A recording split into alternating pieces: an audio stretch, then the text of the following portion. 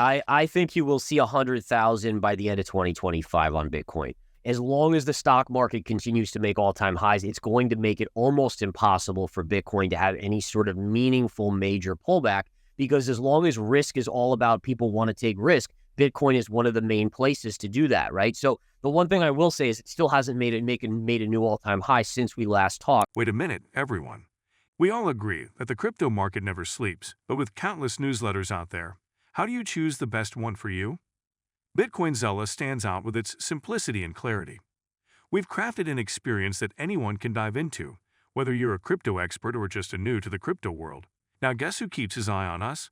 The author of best-selling book Rich Dad Poor Dad, Robert Kiyosaki. And we want to take this opportunity and thank all the people who trusted us, and we read every comment. And the best part, it's free. Subscribing now means you will get all new information for free. Don't just follow the trends, stay ahead of them. Subscribe to Bitcoin Zella today and enjoy the new edge.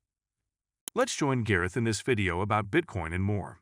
We had a drawdown back to about, I mean, in all fairness, it got to about 56,500, but you're right, it didn't get back to the 50,000 level like I was expecting. I will say this, I still think it's going there. It still may make a new all-time high first, but as soon as we see the weakness in the stock market and multiple sell days, sell weeks in the stock market, I do think Bitcoin comes down. You can see I have the chart all annotated out here. We have this trend line here, which is parallel. We got above the parallel and we're consolidating. If you break back into this parallel down here, price is likely going to sell off, and look at where this trend line is, right down around 50,000. So I still think it's going there, but it just may take a little bit more time at this point. But again, it's all up to the stock market, and really by default, it's up to the Federal Reserve, right? If the Fed's going to play hardball with the markets, they will sell off. If the Fed caters to the markets, they may not sell off in the near term. Bitcoin's been selling a little bit even when the markets haven't been selling as much, but it seems like anytime there's weakness in the stock market, any sort of uptick in fear, Bitcoin starts to come in, which makes a lot of sense since, again, it still is a risk asset. And the bigger question is when do we get that bigger correction? It may not come for months, but at some point that stock market is going to take a 10% tumble. And I think all the Bitcoin chart needs is a 10% tumble in the stock market, and it'll easily see 50,000. Do you see 50,000 before another all-time high?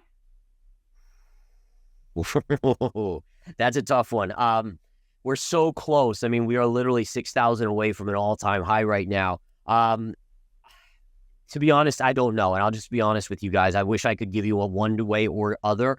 I will just say this, that again, if the stock market tops out, then I don't think Bitcoin sees a new high until we see a bigger flush out in the stock market and the stock market starts to recover. I think you will see 100,000 by the end of 2025 on Bitcoin.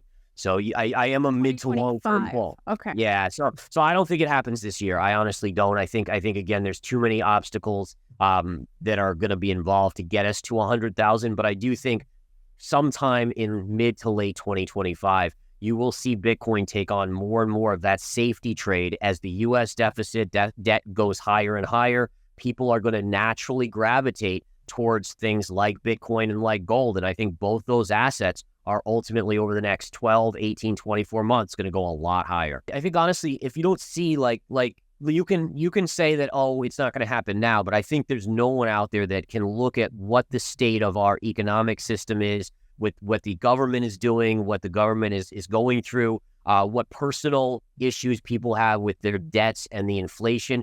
There's no way that there's not a reckoning day at some point. Mm-hmm. The question is, when is that point? Bitcoin could fall below $50,000 if current support fails, despite significant whale purchases. Trader Peter Brandt warns breaking $60,000 support could send BTC to $48,000.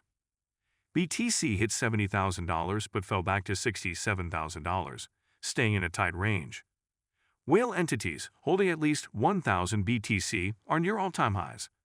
Recent whale purchases hit $1.3 billion, indicating bullish sentiment. Tesla CEO Elon Musk cautions that excessive government regulation can stifle industry progress. J.P. Morgan warns that Bitcoin ETF demand is overestimated, with many inflows being recycled funds, not new institutional investments.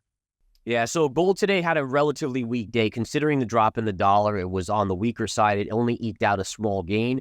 I do want to show you something that I think is so cool. So if we take a look at this longer term chart of gold and what we do here, so we're going back to the 1980 high of gold. And then if we connect it to the high of 2011, look at where this trend line goes. This is one of the coolest things about charting, is that if you take this line, you literally come right up to this level, right? So now that I zoom in, look, we've pierced this level, but we're struggling here on gold. So you have to respect that trend line. Again, a trend line that goes back 40 plus years to 1980 is a powerful trend line. Now, having said that, what that tells me is in the near term, I still think there's a little bit more downside in gold. I could see us coming back to about the 2200 area, give or take, maybe even a little bit lower. But I do think eventually on the next leg up, we take this area out. And I do have an upside target. End of year was 2500. That was my target when we started January. I think by 2025, the first half, we're probably at 2800 on gold at that point. 2,800 by the second quarter of 2025? Yeah, that's correct. Yep. And what gets us there? Just momentum building? What gets us there? Yeah. So unfortunately, more of the same. I think the U.S., to me, it doesn't matter what president is in the White House. I think once a president is in the White House, they tend to just want to make sure everything makes them look really good, which is generally spending money. We haven't seen any of our politicians have a backbone in stopping the spending generally again. So for me, it's that deficit, which now interest payments are now north of $1 trillion alone. With higher interest rates for longer, those interest payments are only going to go higher because we have to refinance our debt as it comes due. And then as you see all of that going, if you see the Federal Reserve having to come to the rescue again in a downturn in the economy and basically building their balance sheet higher and lowering rates and making money free again, it all has the impact of making gold more valuable in terms of US dollars. And I think you throw in any of the insecurities of Taiwan, China, all these other things, that just is extra fuel on the fire of gold. And I do think physical assets are going to be a place to be along with Bitcoin. U.S. presidential candidate and former 45th President Donald Trump has been proposing the idea of eliminating the country's income tax and substituting it with tariffs. U.S. Congressman Brad Sherman has proposed an amendment designed to enhance the enforcement of sanctions on Russian digital assets. The amendment allows the Treasury Secretary to prohibit crypto transactions linked to Russian entities and requires U.S. taxpayers to report crypto transactions offshore exceeding $10,000 to Financial Crimes Enforcement Network, FinCEN. With goals set on advancing blockchain and artificial intelligence (AI) integration, Space and Time has publicly released its high-speed zero-knowledge prover, Proof of SQL, under an open software license. The team says the release marks a notable shift towards more efficient data verification processes in blockchain applications. According to the latest data from April 1 to June 1, 2024, Coinbase experienced an outflow of more than 40,000 BTC. In the past 13 days, an additional 10,889 BTC, valued at $726 million, has exited the San Francisco crypto exchange.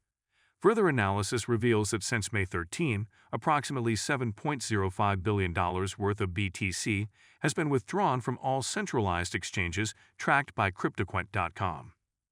The South African retail giant, Pick n Pay, has reported a significant increase in the value of monthly cryptocurrency payments, rising from approximately $1,350 to $54,000.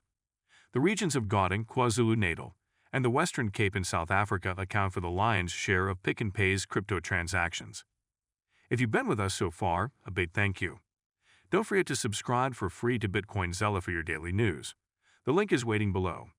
That's all for today's crypto news. Stick around for more updates, insights, and analysis on cryptocurrencies.